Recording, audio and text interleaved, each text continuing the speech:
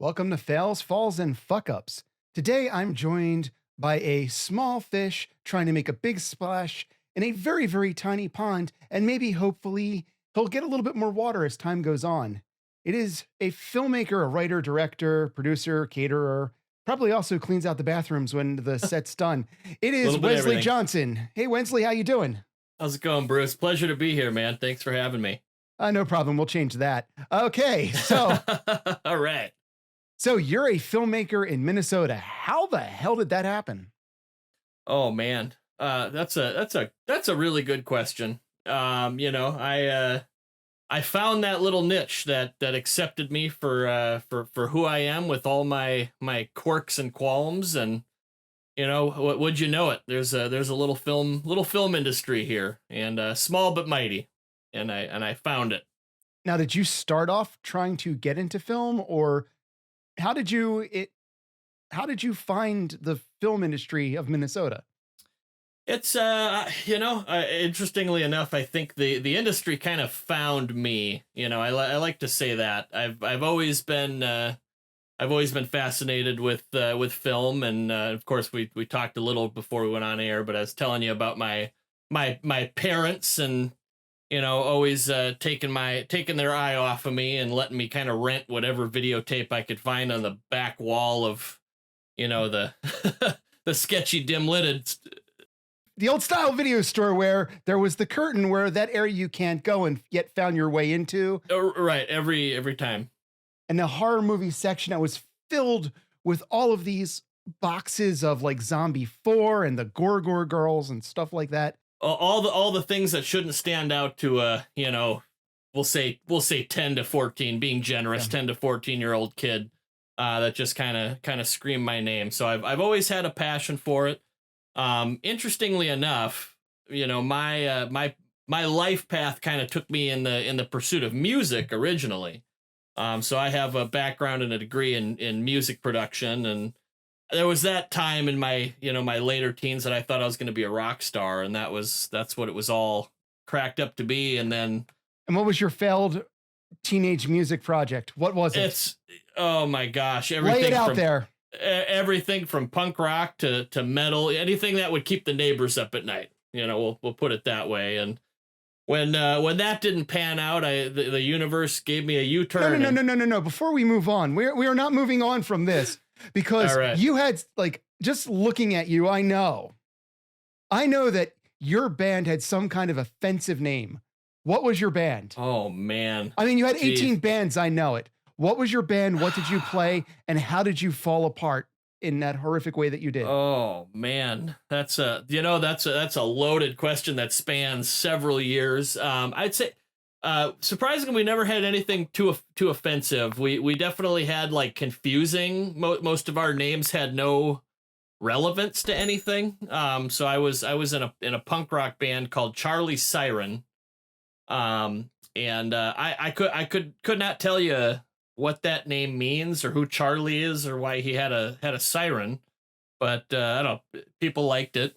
It grew on us, but I would say we definitely did our best to work in the offensive lyrics and the Of course. every style of music that my parents wished I wouldn't. I grew up taking piano lessons, my all my younger years, so you can imagine as soon as we switched over to guitar, they're probably sitting there going, "Oh shit, this is how this is gonna go." But we had a lot of different renditions. A lot of the bands I was in had a good roster of like the same people. It's just kind of, it has a way of doing that. Some people stick, some people don't. But the late teens, early 20s, once booze gets involved and girls get involved, The band dies. it does. It lives and dies on that hill. I'm gonna say, did you guys blow up in a nice, spectacular manner? It wasn't bad. I would say it was a slow rise, but of course at the time you're thinking, well, I'm gonna live on a tour bus and I'm gonna go all over the world. And once you realize that the reality for most rock stars is a bunch of sweaty men in a very small van, uh life sometimes gives you other threads to follow. So because I remember when my band broke up, the singer was fighting with the drummer because they hated each other, and then the drummer knocked up her best friend, and that created a Oh, nice wow. cosmic explosion that ended all of us. Some of those stories could just could be movies all on their own. Yes. I think I was on a tour. We were somewhere in the middle of Iowa. I mean, we were staying at there was like night 1 or 2. We were staying at our drummer's grandma's house. And that you just can't make that up. And we're sitting outside, and I remember I slept on the floor because obviously grandma's house, she doesn't have a lot of beds. Right. Slept on the floor. She had a lot of cats. I had never had allergies, as far as I know, a day in my life up until that moment. And I woke up the next day. My eyes were swollen shut. I could hardly breathe. And I remember sitting outside, and she had a nice little swing, and I'm sitting there, smoking a cigarette or whatever I'm doing at the time. And my partner, my other, we're dual singers. So you can imagine the amount of drama that transpired from that. But he comes out and he goes, you feeling okay? What's up, man? And I just said, I don't think I want to do this anymore, man. I think I'm done. Like, I just don't want, my heart's just not in this. It's almost like Mike Tyson when, on pay-per-view at the turn of his career, just my heart's just not in it. And everybody was a, gasp. Not as big of a gasp for me. Nobody gave a shit that I didn't want to do it anymore, but that's the last memory. People say, why'd you stop playing in bands and give that up? I think of cats, and I think of sitting outside just thinking, I could be doing something a little better maybe. There's nothing quite like having your throat nearly completely close up while your eyes are watering and trying to run their way out of your head to make you reevaluate where you are in life and why are you there. It sometimes it takes a lot, but eventually the message gets across. Considering that you were touring, this was what you were trying to do with your life at that moment, which came to a fail. This didn't work out for you. Where did you go from there? So I assume back home to start. Oh yeah, absolutely. That's I definitely went home, kind of tail between my legs. Just that was sort of the first time where I really thought, what do I want to do? I think, and this is, I think, an issue with creatives sometimes, no matter what art you're in, is sometimes we get real fixated on something that we're into, and it just, your heart doesn't always stay that same course. But I think we get it programmed. We just think, well, I don't know anything different. I have to do this. And it wasn't until I kind of came home, and I guess another sort of, foreshadow into all that is anytime I was touring or doing any music stuff, I always had a camera. I was always documenting everything, whether it was a phone or, I mean, God, I always have cameras around me all the time. I could show you just sitting on my desk. I always got a camera with me, and I always like to write. So writing has always, whether it's music or just writing stories, I've always kind of been a writer. And interestingly enough, it was my mom, she's the unsung hero of all of this, whether it's letting me run rampant in the video store, helping me find my path in life. But it was her who just said, how come you don't, why don't you do something with the film stuff? You're always filming, you're always putting these little things together. Why don't you take one of your stories and go out and do something? And I just thought, holy shit, why didn't I think of that? It's not a bad idea, Mom. And It's awesome that you were supportive and sort of wanted you out of the house that badly. I've always, I feel very blessed in that regard, because I know that's not the story for everybody. My parents were a lot of things, and luckily one of those things was always very supportive of whatever I wanted to do. And they've always been proud of me, whether it's they're most of those shows on those tours had maybe 6 people in the crowd, and they were always 2 of them, So that's actually incredibly awesome and incredibly important, because when you're trying to do things that are artistic in nature, so much of it is negativity. So much of it is pushing a boulder uphill. And for your parents to be there behind you makes a world of difference. Right. It's I definitely agree with that. Yeah, it's nice to have that, and they have it was definitely a fine balance of they're definitely the the classic, hey, we want you to go to college, we want you to have an education. They were still very much those parents, but it just when it got down to the wire, I said I got to do something creative, and I like music, and I want to do that. So I found music college up in our city up here in Minneapolis, and I presented that to them. And as far as they were concerned, well, hey, you're going to college technically, um, and and I credit even with the film, even in the film industry, there's still so much that I took away from that, that carried over and into the other medium. So, but yeah. When you got your degree, what did you try to do with it? What could you do with it?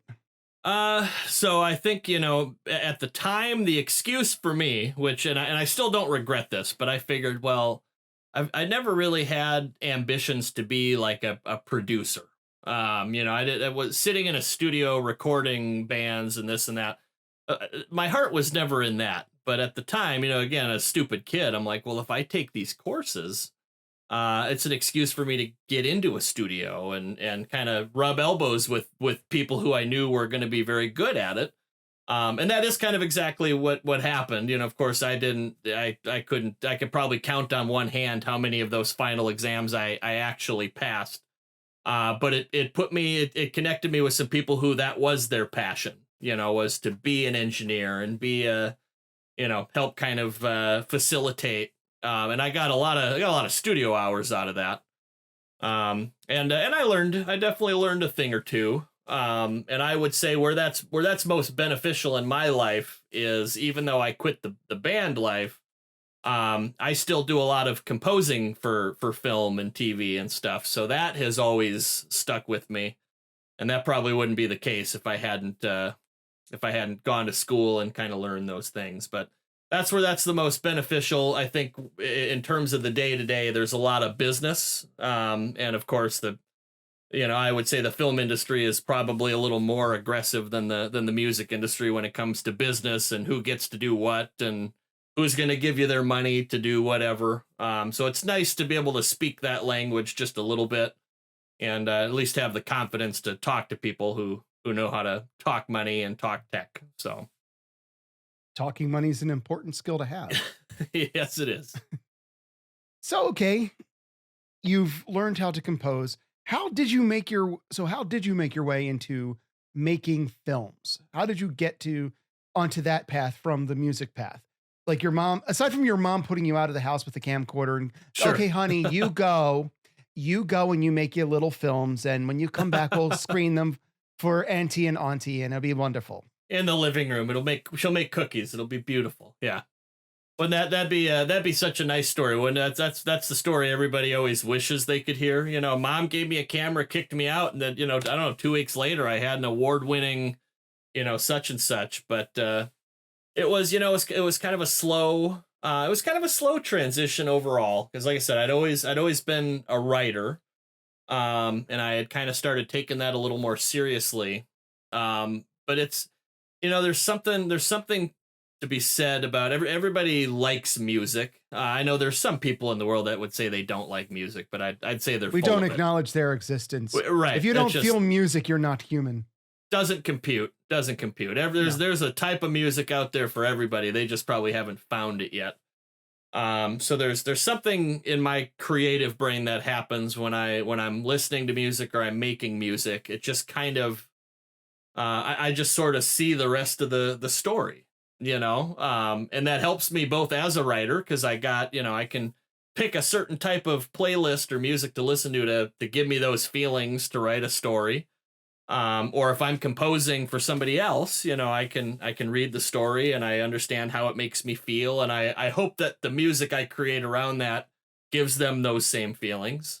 Doesn't always happen that way, but it was kind of just a culmination of just doing a little bit of everything. I think to your point at the beginning, doing the catering and doing this and I've considered myself somebody who's just good enough at a lot of things, not a master of anything. So I got little bits here and there of all these different things. I never just fell all into one thing. So I don't know, making movies. It just I did enough music. I decided, well, I want to kind of see what it's all about on set, and started just doing whatever I could to be on a movie set and kind of see the process. And I think it was kind of love at first sight for me. I was fascinated by, look at all these people and all these worker ants just working in unison, doing their part to pull this whole thing together. It's kind of like being in a band, except a lot more people, and they all have to kind of coexist in a way to make this end product. So there are certain things I recognized from it, and other things that I had no idea what I was getting into, but I was just drawn to it. Well, also on a film set, there's like a predetermined hierarchy. There's a predetermined hierarchy of roles and how they relate to each other. So unlike a Yes, band, which can be like a four-way pissing contest, or depending on straight up. depending on the amount of members, can be up to an eight-way pissing contest. At least on a film set, there's built in who's listening to who to Right. some You degree. kind of you're given that respect of, this is your role. You do this, and you know who you answer to. So yeah, Yes. you're exactly right. You're exactly right. I think I wouldn't say it's without any, it's not without any of the drama. There's definitely still a fair amount of that, but yeah, having that hierarchy is kind of nice. And it's I don't know, it's easy to kind of latch on and see, you kind of find yourself, for it's a thing a lot of people just, most people wouldn't know that if they've never been on a film set. They go to see it, they see the movie, and they don't really think necessarily how that all came together. It's just, that's the product. Same with bands and music, I suppose. Band puts out a record and people love it, or they're gonna shit on it, but they're not thinking about, well, what does the band want? How much time did they put into manufacturing this thing? Now, your short film is 10 to 20 minutes worth of visuals for one person. Yeah, But for you, it is half a year to 2 years worth of constant struggle, yeah. heartache, mistakes, failures, just everything that didn't come together. And then the end result is not what you had in mind. Right. That's exactly right. And I always, my wife makes fun of me a lot. I've coined a phrase. I consider myself a cinema apologist, and the reason for that is, I kind of have a reputation for really liking what would otherwise be pretty shitty movies. So something comes out, most people don't like it. I try to just have a different attitude, because I've seen the other side. I know what it's Mhm. like to just blood, sweat, and tears, and for everybody's a critic, and just to have somebody rake it through the coals, it's like, well, you don't know what went into that. You don't know what that vision was. So I try to appreciate it, because I hope that the universal karma will wash upon me the same way at one point. I work hard, and hopefully people like it, or people are generous. It definitely won't turn out that way, but I can hope. Now, generally speaking, the universe doesn't really care what you're put, like, it doesn't pay No. you back for, like, I've supported all of my friends with their shitty movies. One day they'll support me. It doesn't work that way, unfortunately. Yeah, no, definitely doesn't. When you decided to make your own project happen, how did you do that? What were the steps and how did it go wrong?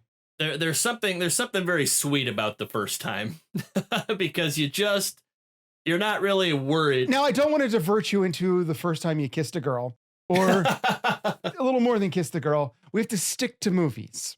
All right, fine. I thought you told me we were going all over the place. Um, there's something. We already went to Idaho. We'll circle back around. It'll be a whole coast to coast by the time we're done here.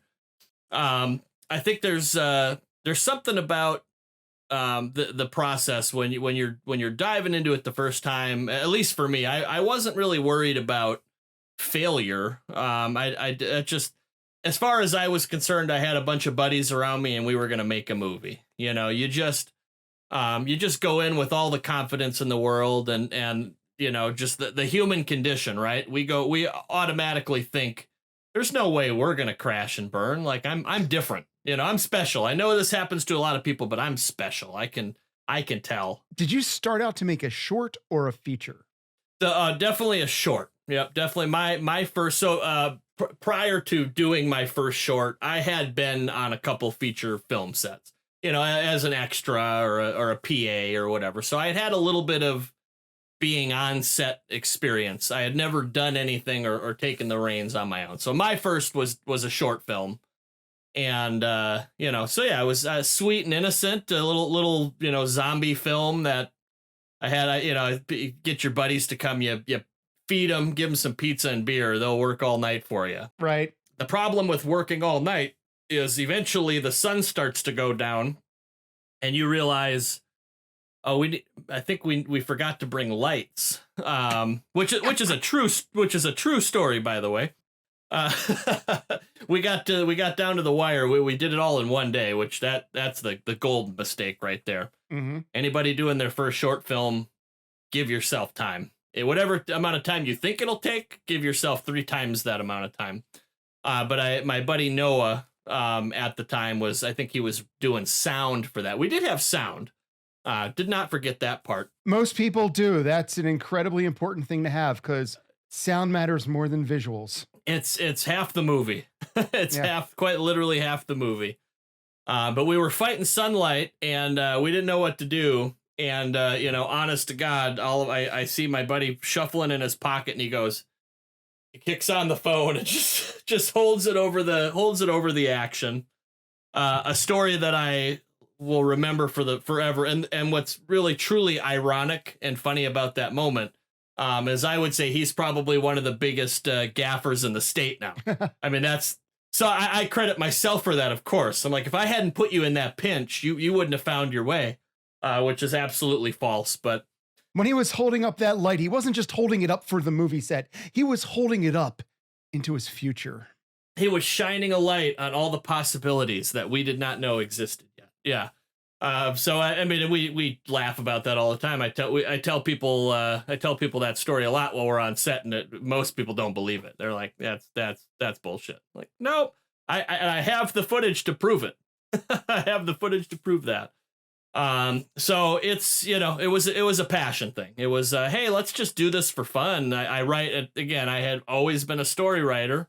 I always had a thing for zombies, George Romero, bless that guy, always been one of my favorites. And, we jumped in, we tried it and learned really quickly, that this isn't as easy as you think it is. There's a lot of moving pieces and, I would say 10 years later, maybe that's a little exaggerated, 7 or 8 years later, however, we're still figuring that out.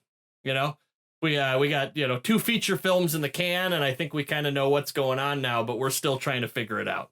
There's still plenty of fires that you didn't know existed that need to get put out. What would you say was the biggest challenge you faced? So you shot this thing in one day, but shooting a film isn't producing a film. Shooting a film is just getting the first parts of the pieces. Yeah, I would say and that's just another part of that learning process of you get it shot, you have what you have, and now you got to kind of put it all together. And I think at that time, I don't think that the challenge was really just can we do it? There wasn't. I mean, we were all friends, so we're all sort of learning together. I think probably the biggest challenge out of that is, well, once you have it, what do you do with it? So we got it, and this maybe it's pretty good. So how do people see it? Now what? So if we want to keep doing this, what's that next step? You're always trying to figure out and learn that next step. Did you have a plan for post-production, or just here's this footage? This is nice. I mean, honestly, for that one, I don't think we had much of a plan. I think we got to the point of, oh, look at that footage. This is pretty nice. But at the end of the day, I think we did. I shouldn't. Originally, we didn't have a plan. Ironically enough, that film found its way into a handful of festivals all over the place. That every little nook and cranny, little mom and pop film festival that you did never heard of, and it won some accolades. But I think it's once you kind of size that up next to the competition, you see some of the films you're competing with. That was probably kind of my first, oh shit, That was that moment where I'm like, this was fun, but it wasn't good. I can admit that now. I mean, I wouldn't trade it for the world. I cherish that film, but I wouldn't share it to anybody who's considering me for anything remotely, next level. I certainly wouldn't share that. It's kind of a for us moment. No, I get it. It's the first thing you did, and if you want to get paid for something, not exactly going to be the top of the resume. That's right. Yeah, it's not going to make its way into the reel, if you will. What was the first thing that would? So for me, I would say, we've obviously years have gone by, and that certainly wasn't the start and end of that story. I had started networking and finding some other people. It seems like every time the process gets a little bigger, people take it a little more seriously. But there were definitely a handful of years of we get done with another short film, and it's like, it's okay, but it didn't necessarily translate, at least the way I thought that it would have, which is probably what pushed me into directing a little bit further down the line. So for me, after working with quite a few other people for a number of years and just sort of learning and absorbing and watching, that's what brought me to this sort of stage where and I'm not going to name drop, throw people under the bus, but you watch a bad director do the wrong thing enough times, eventually somebody's got to ask, well, what's the right way? If we don't do it that way, what would be a better way? So let's talk a little bit about some of these mistakes that you've seen these directors do. Sure. Without naming the director, whom we will simply out later on as a Sure. contest. But you're there, you're observing, you're seeing, I'm assuming this might be your writing, doesn't really matter, but you're on set, you're observing a director basically shitting the bed. Yeah. Here they are fucking up their set. Yep. And you can see the mistakes they're making. What are these mistakes? What are the common mistakes at this time that you were like, okay, these are the things I need not to do? Right. Well, and I would say it's very, and it's pretty typical and cliche, I think, of most directors, probably especially newer directors, that they just think they're God's gift of filmmaking. Everybody's going to be Steven Spielberg. Everybody's going to be Jim Cameron. And that's something that I've seen a lot. It's the ego. The egomania, where what I'm doing is the right way. Nobody's going to tell me anything different. And that's just it's something, and maybe that goes back to the band days a little bit. I don't know, but that's just something I've always had a problem with. I think I've always appreciated good directors, and I've always looked up to some of these superstar directors, but I think the way you treat people is everything. And of course, there's a lot of I've seen a lot of technical errors on their part, but the one that always stands out is how they're treating everybody. There's no collaboration there. If they're walking on set and just sort of barking orders at people, and everybody collectively is kind of seeing, the decisions being made are not genius, and one guy in particular, I had this conversation with him, where he said, if you were on James Cameron's set, you wouldn't be talking, to me the way you are. And I said, yeah, but you are not James Cameron. There's a big difference there. You're going to pay me 3 figures. I will do whatever the hell you want me to do. But, you're a new guy. You're not paying me at all. I'm helping you. I don't even need to be here. I wrote the script. My job's done.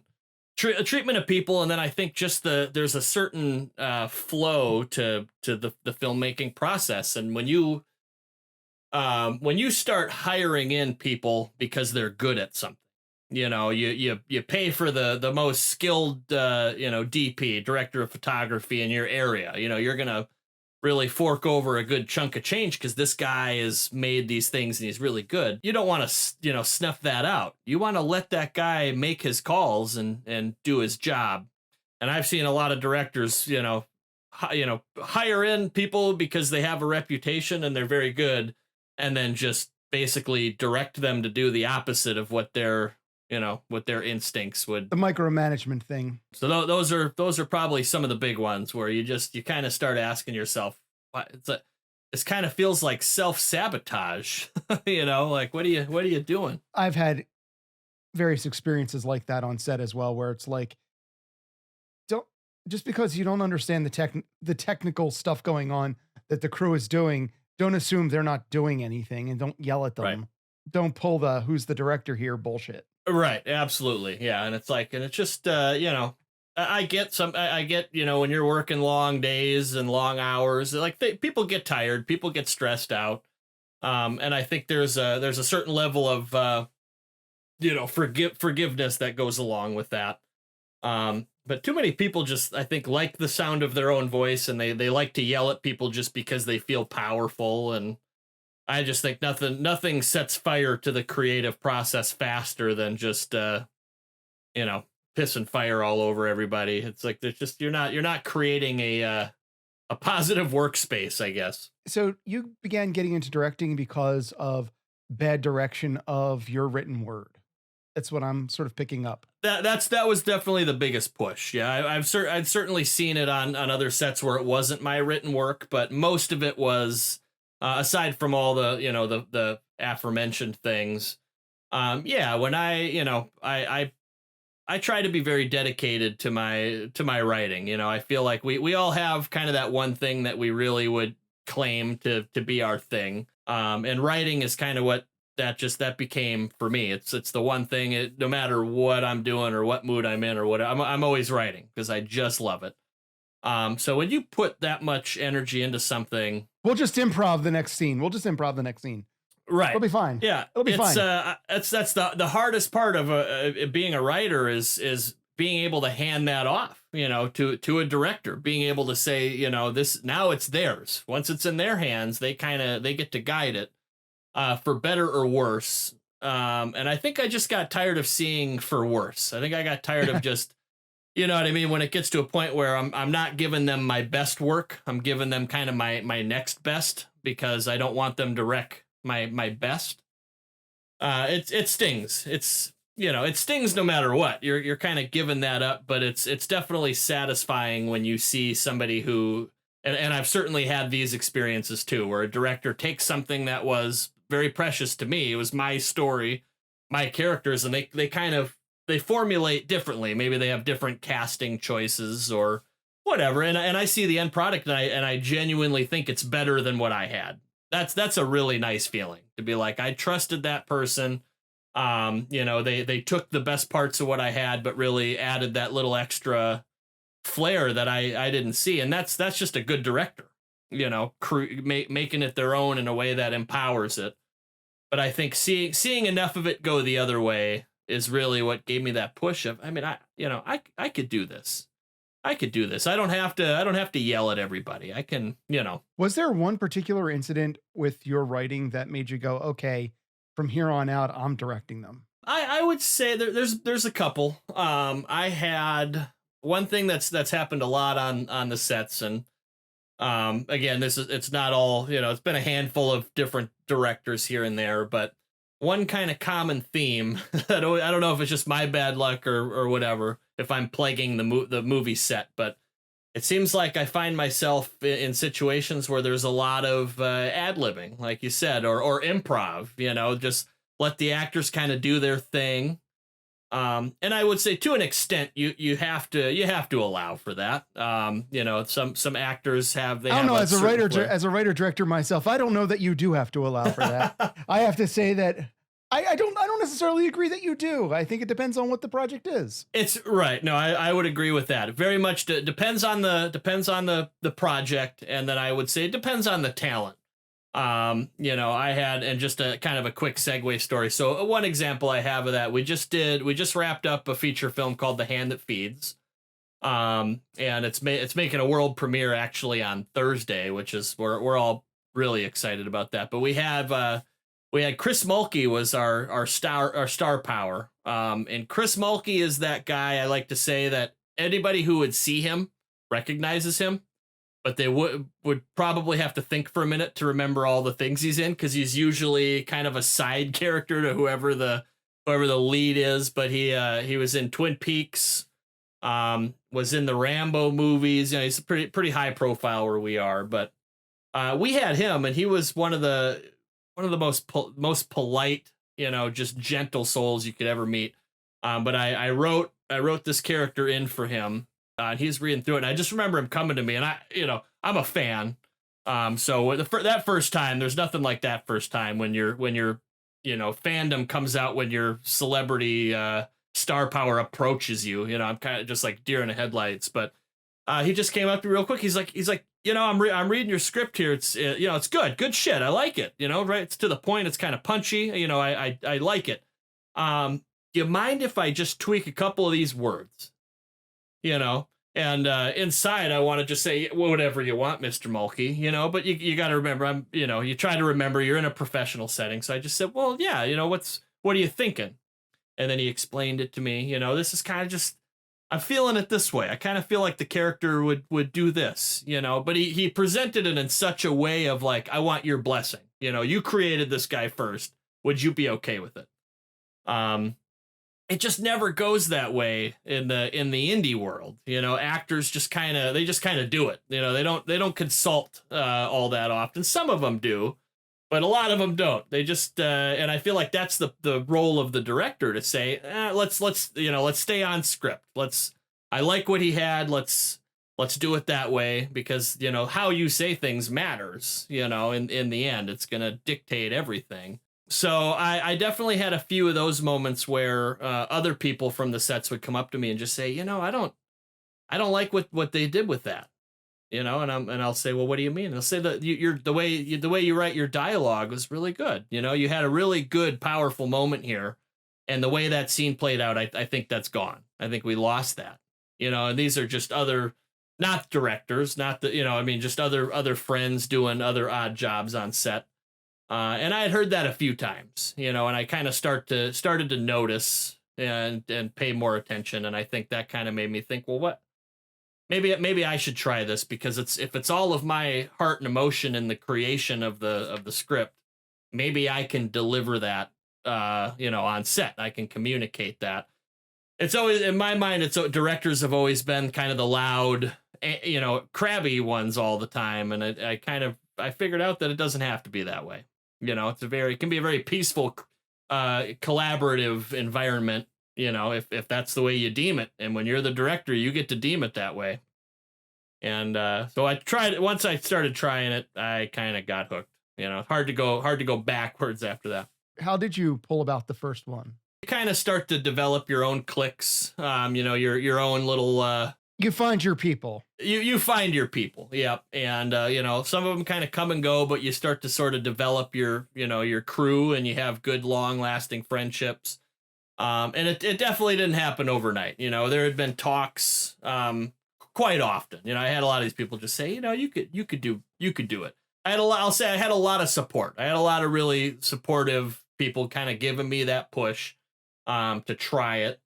And I think it was just a matter of diving in, I kind of took I was the opposite of, I know everything, we're going to do it my way. I just said, to be fair, I probably know nothing. That was my invite to these people. We could try it, but I don't know these things. Well, what kind of project was it? Like, was it a lot of money? Was this your second go around with your zombies in the woods with your friend with his camera? Like, what was the project? How did you go? I'm going to direct something. Yeah. What was it? It was, yeah. So most of the things that we've done have always kind of been in the horror realm, but I've, at this point I had kind of a backlog of different stories that, like I said before, I have directors I work with, and I'll give them some of the stories, but there's always been a couple I'm going to keep for me. Mm-hmm. And this was one of those stories. I had a kind of a psychological thriller. There wasn't any demons. There wasn't any monsters. It wasn't a cabin in the woods. It was more sophisticated and dialogue based, and this, that, and the other. So that was kind of I pulled that off the shelf, kind of presented it to my my creative counterparts, and it kind of just fell together a lot smoother than we would have expected it to. It just it unfolded. All those trials and tribulations that we had seen so many times before, this just kind of didn't have that. you know, everybody communicated and everybody was allowed to express themselves. And I found myself kind of at peace with it. Well, cool. It didn't sound like too much of a bad thing after all. No, no, it worked out. I would say it definitely worked. It all works out in the end. You know, you try and try and try again, and eventually you kind of find your way. You know, and honestly, that's kind of just been how it's been ever since. You know, it's never an easy road. You know, there's always going to be obstacles, but when you got the right people around you, you know, they always say it takes a village. You know, that's the movie biz. And have you been able to make a living doing it? That's the part we're still working on. We're still working towards that. You know, it's man, I wish I was. You know what I mean? I wish that's what really pulled it all in. But you know, again, we're still pretty small growing industry in Minnesota. But there's always a lot of momentum and things happening. And you know, like I said, we'll see what happens. I'll talk to you after this big premiere on Thursday. So that'll be that'll be kind of a big you know, a big telling moment, I think, for all of us. The Hand That Feeds. Are you the director of it? So I am not the director of that.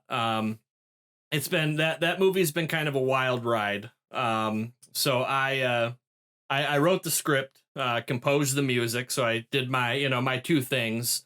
But again, a lot of the people on this team were some of those same people that I have directed before, including the actors. So in this case, I was, I'll say, pretty heavily involved with that. The director of that film has been a good friend of mine for a long time. And he and I have worked together on a number of different things. So I was lucky enough for him to kind of bring me in and kind of give me that freedom. You know, he didn't shut me out. He kind of consulted me on a lot of the stuff. And I had a pretty heavy role in the post production. So a lot of the post production team with the visual effects and all of that stuff are most of those people are people I brought in. So I was not the director, but I was effectively a producer. Right. Yeah. Yeah. I wore a lot of hats. So I would say I'm proud of it as though I was the director. You know, it feels the same way as that same vibe.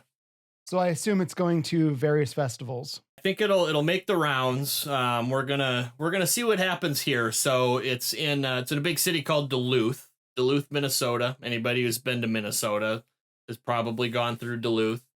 And we filmed the movie there. They had a lot of rebates and different nice things going on in Duluth, and we were lucky enough to catch a spot on this festival, which is held in Duluth. So we kind of figured, well, it'd be stupid to not take advantage of that, play it in front of the, home crowd.